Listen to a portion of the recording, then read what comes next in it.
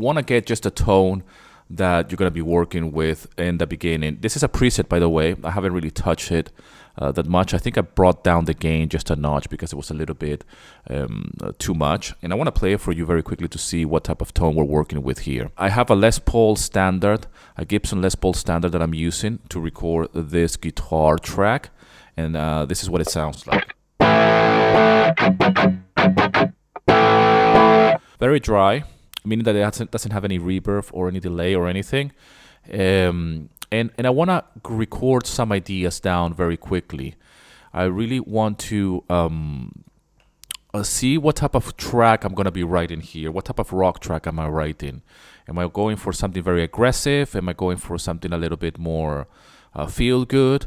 And this is an important question to ask yourself in the beginning. So obviously I am following whatever the drummer is playing based on my decision making when it came down to this drum loop. So I'm going to be playing and jamming along this 4-bar loop and come up with some riffs or some guitar chords really quickly. Most likely I will record some guitar chords because I want to lay down the foundation for this particular track. So I'm just going to jam along and see what I can come up with. Okay, so here we go.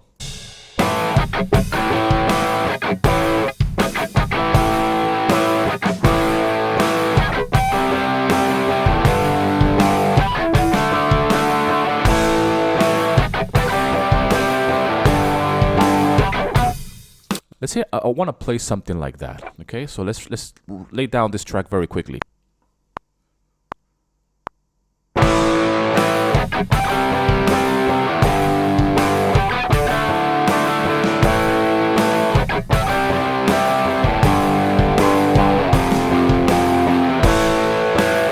Let's listen to that.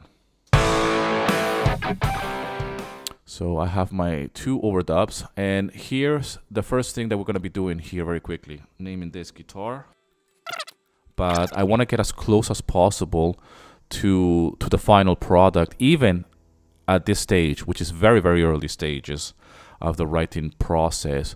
So I have these 2 guitars. They're pan hard left and hard right, and this is what they sound in isolation.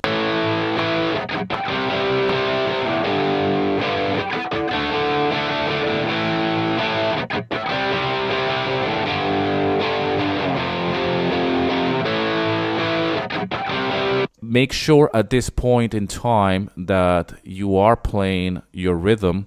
This is a rhythm guitar. It's not a riff per se. It's just chord progressions. So, but regardless of what you're playing, make sure that at this stage you are in time. If you haven't managed to play your riff or your guitar chords at this stage in time, then you need to go and practice. Practice the guitar playing, that riff. Make sure that you have it nailed down so it can be in time. One way to double check that is with a click, and you just play your composition or whatever you have recorded.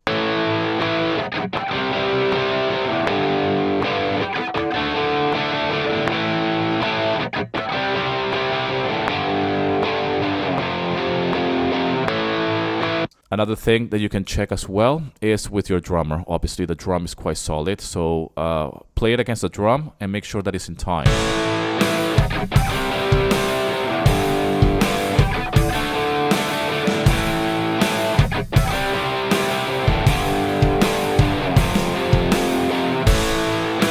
That sounds pretty solid to me. Now, the reason why we're doing overdubs like this is because we want to create separation. And you need to do this in the early stages of the composition. Lay down your main riff, the first guitar, and then overdub that same riff. We don't copy paste. We actually play it in order to create that wide stereo that we need to accomplish or that we want to achieve. We want that wall of sound with our guitar. And this is the way to do it. You go and record one track and then you overdub it and then you hard pan left and hard pan right. So this is my guitar chords. I'm going to be working with this particular guitar chords. I'm going to be recording now in the next lesson a catchy melody. I need a motif. I need something that is going to be catchy, something that is going to make the listener really be engaged with this guitar riff. And I want something simple yet melodic. Okay, so I will see you in the next lesson.